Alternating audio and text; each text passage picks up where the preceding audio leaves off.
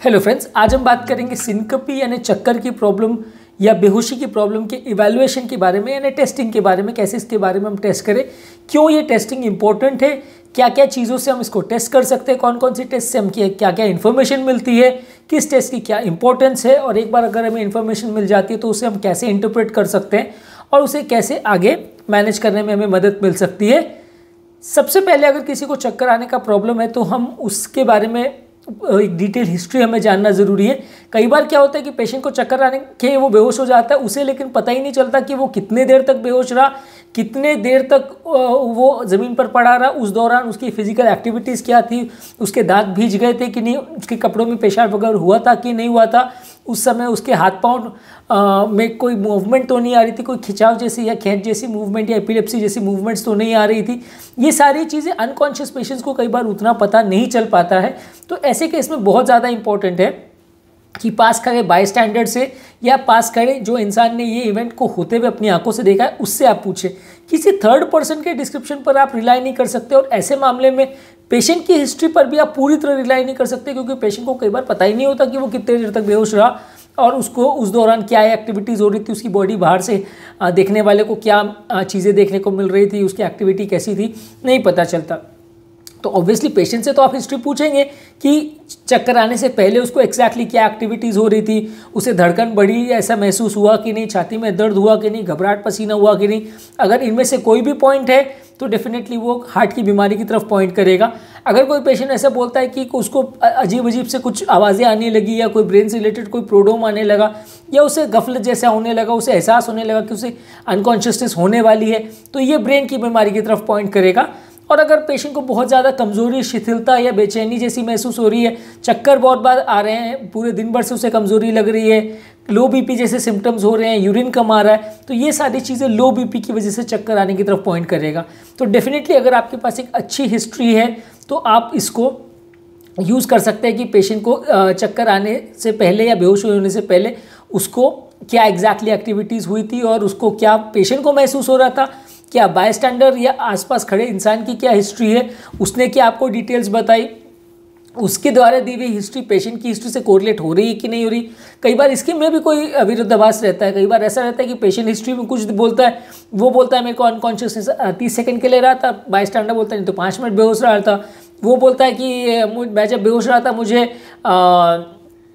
थोड़ा बहुत एहसास हो रहा था कि आसपास क्या चल रहा है, लेकिन बाय स्टैंडर बोलता है कि नहीं, बिल्कुल ही अनकॉन्शियस था, हमने काफ़ी बार बुला के भी देखा, वो होश में नहीं था। तो हिस्ट्री में कई बार डिस्क्रिपेंसीज भी हो सकती है दोनों में, पेशेंट क्या बोल रहा है और उसका पड़ोसी क्या बोल रहा है, या आसपास खड़ा हुआ इंसान बाय स्टैंडर जिसे बोलते हैं वो क्या बोल रहा है। वो दोनों की हिस्ट्री के पॉइंट्स को आपको लेना पड़ेगा, और उसके बाद आपको ये भी हिस्ट्री पूछनी पड़ेगी कि जब पेशेंट को होश आया तब उसके बाद उसकी क्या एक्टिविटीज़ थी, वो कितने देर तक गफलत में था, कितने देर तक बेहोश रहा, बेहोश होने के बाद होश में आने पर उसके हाथ पाँव में दर्द हो रहा था कि नहीं, हाथ पाँव में कोई इंजरी तो नहीं थी, कपड़े में पेशाब वगैरह तो नहीं हो गया था, मुँह से झाग तो नहीं निकल रहा था,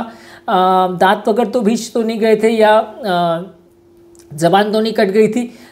यानी इवेंट के दौरान और इवेंट के बाद की पूरी डिटेल हिस्ट्री आपको जानना ज़रूरी है। बहुत सारी बातें हैं जो मिर्गी की तरफ पॉइंट करेंगी, इसको भी डिफ्रेंशिएट करना बहुत ज़्यादा ज़रूरी है, क्योंकि अगर मिर्गी की बीमारी है तो वो ब्रेन रिलेटेड बीमारी है, ट्रीटेबल है, बहुत इजीली ट्रीटेबल है, लेकिन आपको पता चले और आप डायग्नोज कर पाए तो। नहीं तो फिर अगर आप गलत डायग्नोसिस के हिसाब से अगर ट्रीटमेंट करते रहोगे तो आप हार्ट की बीमारी में ब्रेन का ट्रीटमेंट करोगे, या ब्रेन की बीमारी में हार्ट का ट्रीटमेंट करोगे, तो ऑब्वियसली उल्टा ही होगा, पेशेंट को फ़ायदा होने के बदले नुकसान ही होगा। तो आपको प्रॉपर हिस्ट्री जानना, पेशेंट की सिम्टम्स को जानना, पेशेंट के आसपास वाले लोगों की हिस्ट्री को जानना, उनकी डिटेल्स में भी कई बार ये भी होता है कि अलग अलग 4-5 लोग खड़े हैं तो उनकी भी सबकी आपको हिस्ट्री लेनी ज़रूरी है कि वो लोग क्या पेशेंट के बारे में बता रहे हैं, और उन सबको कोरिलेट करके आप एक प्रॉपर स्टोरी बनाते हैं कि पेशेंट को एग्जैक्टली क्या हुआ था, होने से पहले के क्या इवेंट्स थे, होने के दौरान क्या इवेंट्स थे, और होने के बाद क्या इवेंट्स थे। तो ये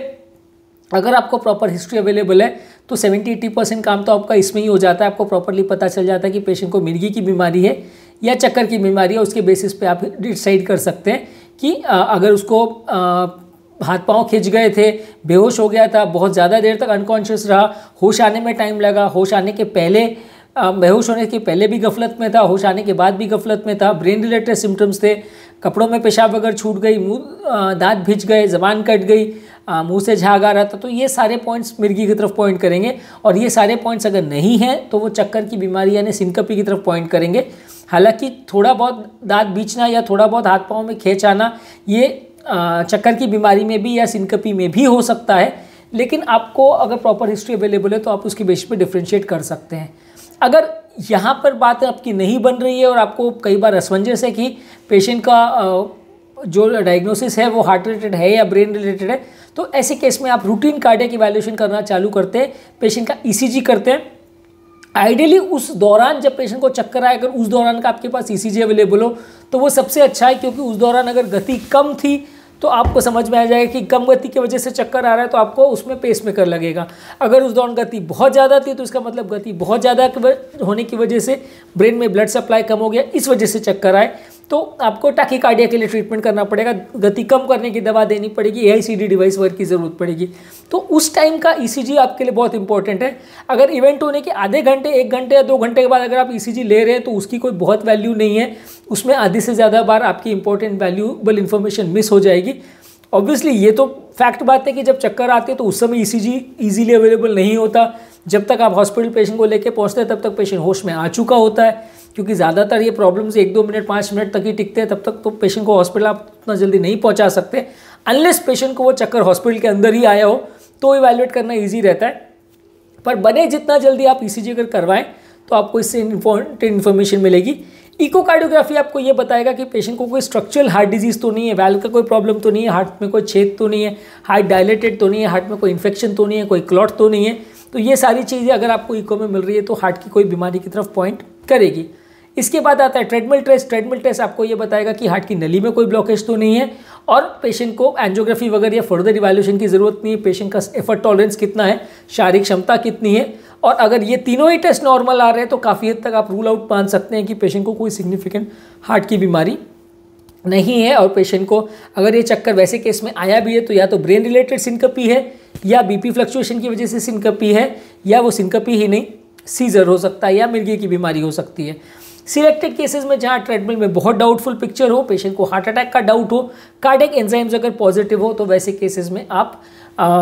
एंजियोग्राफी करके देख सकते हैं। रूटीनली हर केस में एंजियोग्राफी नहीं करना चाहिए। हाँ, cardiac enzymes echo treadmill basic evaluation आपको हर केस में करना चाहिए, ताकि कोई इंपॉर्टेंट वैल्यूएबल इन्फॉर्मेशन मिस नहीं हो जाए। क्योंकि कई बार क्या होता है कि उम्र दराज पेशेंट होता है, उसमें पहली बार आपको ऐसा एपिसोड मिलता है, आप मान के चलते हो कि मिर्गी है और वो हार्ट अटैक होता है, या आप मान के चलते हो हार्ट का रिलेटेड प्रॉब्लम है और वो मिर्गी होती है। तो दोनों ही पक्षों को आपको ध्यान में रख के डिटेल इवैल्यूएशन करना ज़रूरी है, नहीं तो आप कई बार इंपॉर्टेंट चीज़ें मिस कर जाएंगे। नॉर्मल ईसीजी इको ट्रेडमिल के बावजूद भी व्यक्ति को कार्डियक सिनकपी हो सकता है, ये डेफिनेट है। पर ऑब्वियसली अगर ये सारी फैक्टर्स नॉर्मल है, पेशेंट को कोई प्रॉब्लम नहीं है, सारे टेस्ट रिपोर्ट्स नॉर्मल है, तो हार्ट रिलेटेड प्रॉब्लम होने का चांस कम हो जाता है, ज़ीरो नहीं होता। अगर ये सारी चीज़ें नॉर्मल है या कोई ऐसे पैरामीटर्स है जो ब्रेन रिलेटेड प्रॉब्लम की तरफ इंडिकेट करते हैं, तो वैसे केसेस में आपको ब्रेन का एमआरआई स्कैन करना चाहिए। कई बार ब्रेन का कोई ट्यूमर हो, कोई लकवा हो, या इस तरह की कोई प्रॉब्लम हो तो भी मिर्गी आ सकता है। एक ट्रांजिएंट इस्केमिक अटैक करके प्रॉब्लम होता है, उसमें क्या होता है कि पेशेंट को सडनली माइनर लकवे का अटैक आता है, जो कि कुछ मिनट या कुछ घंटे तक रहता है और वो अपने आप ठीक हो जाता है, लेकिन इस दौरान पेशेंट लंबे समय तक अनकॉन्शियस रह सकता है। एक हाथ एक पाँव कमज़ोर होना, बोलने में तकलीफ आना, ज़बान का तिरछापन होना, चेहरे का तिरछापन होना,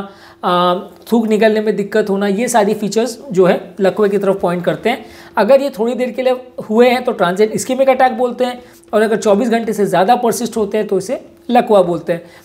यानी स्ट्रोक बोलते हैं। तो वैसे केस में आपको ब्रेन का स्कैनिंग करना ज़रूरी है, ब्रेन का एंजियोग्राफी भी करना ज़रूरी है।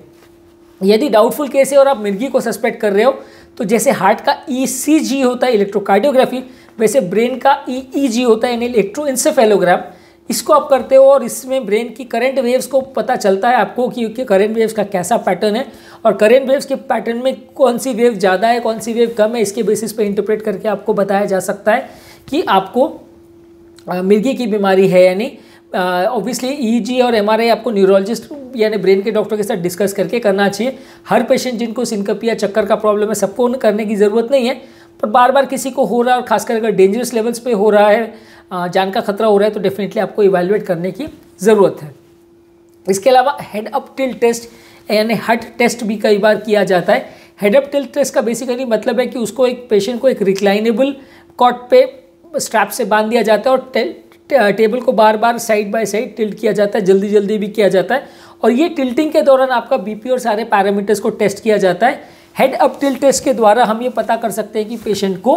हार्ट रिलेटेड प्रॉब्लम है या नहीं। यह सिंकपी वगैरह जब हुआ उस समय पेशेंट की गति कम तो नहीं हो रही थी हार्ट की, ये सारी चीज़ें हम इसमें असेसमेंट कर सकते हैं। पर हेड अप टिल्ट टेस्ट की रिपोर्ट भी बहुत ज़्यादा रिलायबल नहीं होती और कई बार उसमें भी पेशेंट को हार्ट का प्रॉब्लम नहीं हो तो भी पॉजिटिव आ सकता है और प्रॉब्लम हो और नेगेटिव आए वैसा भी हो सकता है। तो इसलिए बहुत ज़्यादा 100% रिलायबल नहीं है। और क्योंकि बहुत ज़्यादा कम्बरसम और पेशेंट को अनकन्वीनियंट होता है, बार बार बेड पे बांध के आप ऊपर नीचे कर रहे हो तो पेशेंट कई बार इरिटेट भी होता है। तो ये टेस्ट को रूटीनली हर पेशेंट में नहीं किया जाता, पर हाँ सिलेक्टेड केस में जहाँ बार बार प्रॉब्लम आती है वहाँ इस टेस्ट को करना चाहिए और उससे हमको काफ़ी इंपॉर्टेंट और यूज़फुल इन्फॉर्मेशन